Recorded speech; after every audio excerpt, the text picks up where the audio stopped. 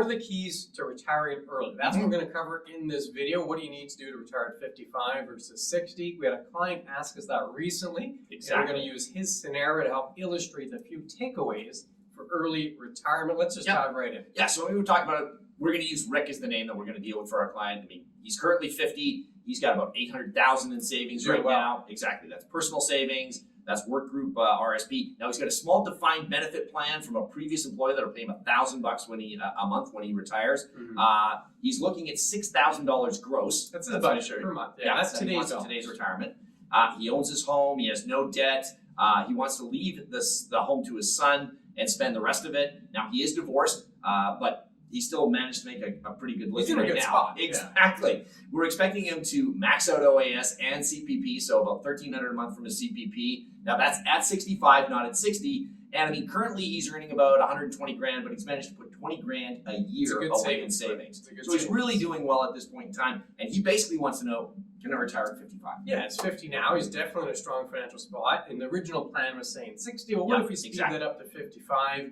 We're going to use his scenario to go through all that. Now, don't get too focused on his details. It's going to help us illustrate a couple of key points, and that's the whole purpose here. Some of the assumptions, because it's important to know this. We have to do this with financial plan. We assumed he lived to 95. We get a nice window there into retirement. We did include inflation. Yes, we did. Things are going to cost more 10 years from now, 5 years from now, so we can include inflation at 2.5%. We use pre-tax targets. That's $6,000 per month that he wants. That's in today's dollars. That's before tax.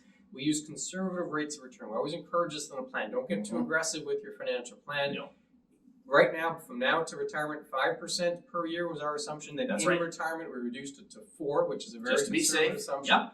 And then we did use the calculator. It's free, Becker.com. Lots of calculators there. You're certainly welcome to use one as well. Let's look at projection number 1 here, Kevin, which is him retiring at 60. This is the initial plan. Let's just look at that initial plan. We wanted to walk right through this. So the initial plan, if we look at 60, so we're basically looking, he's 50 now, he's got 10 more years to grow his portfolio. He's in peak earning scenario. Peak earning season, he can be able to do that. Is projected, basically after we've done everything, we're looking at about $325,000 left over based on the projection. That's a 95. So he's had a very good retirement, earned all that income, inflation adjusted, and has money left over, plus his house for his estate. Now, some of the things that we looked at, I mean, we're looking at, $6,000 gross today. That will work out that when he's 60 to be around $92,400 a year.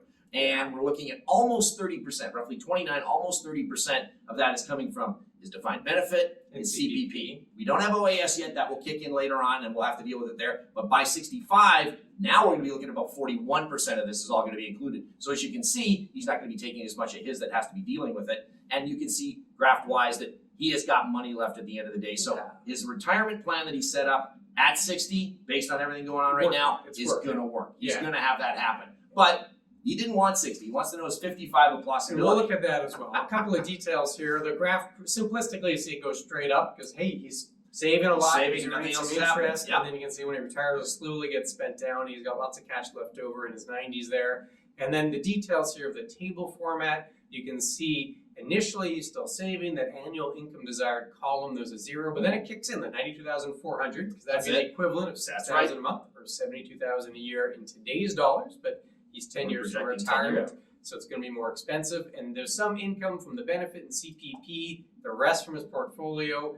And then you can see at 65, that CPP OAS column that you talked about is going to jump, and it's going to give bigger help towards that desired income, and there'll be a little less impact on the portfolio. I'm highlighting that because that's a big difference in this scenario and retiring just a few years earlier at 55. Because at 55, he's going to have less time to save, which means less time for that portfolio to grow. He's going to be retired for a longer period of time. Exactly. So we now have less time to save, and we need that money to last even longer. So a twofold impact on the plan.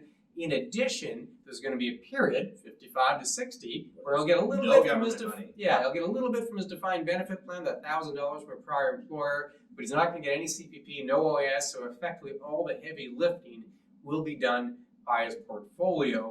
And unfortunately, that scenario, Kevin, it didn't work out. No, it didn't work out. Basically, we figure out, as you can see by the graph, he's a little bit upward in the moment, and then everything torpedoes down fairly quickly. By 78, the money is gone. That's a big difference. It's huge. I mean, that's the biggest factor. As you can see, the biggest reason is because in the other example, we saw that at 60, you have his defined benefit plus CPP kicking in.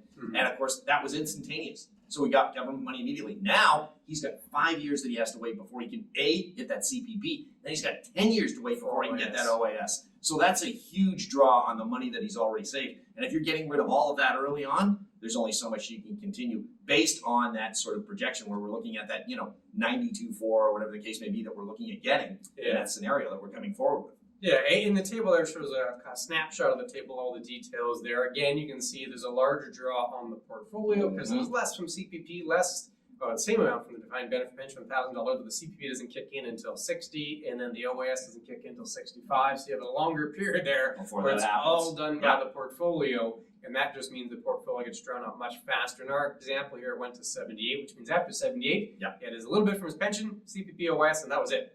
The money was spent, which is not a good place to be. So how do we solve this problem? Well, that gets us to scenario 3. And effectively, there's a few variables you can there's two sort of options. Yeah, the first option, and we'll tell you which one Rick picked, but the first option is, well, you can save more and spend less.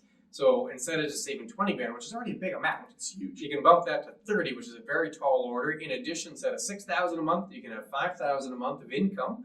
That combination of putting extra cash aside and then spending less, well, it worked out. The scenario worked out, and you're able to get, 82,000 was projected at life expectancy, so you actually had some money left over with those extra pieces, or the option Rick took, which was option number 2. And option number 2 was basically we said that at 55, you go from full-time work to part-time. Yeah, phased approach. Exactly. He's getting out of the game, but he's not getting out of it completely, whether it's 2 days a week, 3 days a week at the office, whatever the case may be. But he's doing that, so all of a sudden that excess cash that we were getting from CPP beforehand can now be made up by the part-time work. That'll help sustain him till 60 when that kicks in, and then 65 when OAS does. So the full retirement is at 60, partial retirement at 55. That will allow him to complete this so that 95 age barrier he can survive to, and everything else works out well. Yeah, and using Rick's scenario here are 3 of the key takeaways, some of the considerations. If retiring early, specifically 55, is the goal, it can't understate the impact, the significance of those early withdrawals. You won't have any government money. If you have a big pension, fantastic, because that big pension can help out, but those are quite rare these days. Yeah, not happening. And the reason those early withdrawals have more of a significance, like in Rick's scenario, 60 to 55, only 5 years, but he went from having expected 320 grand in his 90s to suddenly running out of money at 78, is because you early withdrawals, the early income is all from the portfolio. That's right. And once it's spent, you now have less in the portfolio to earn interest, to compound, to grow.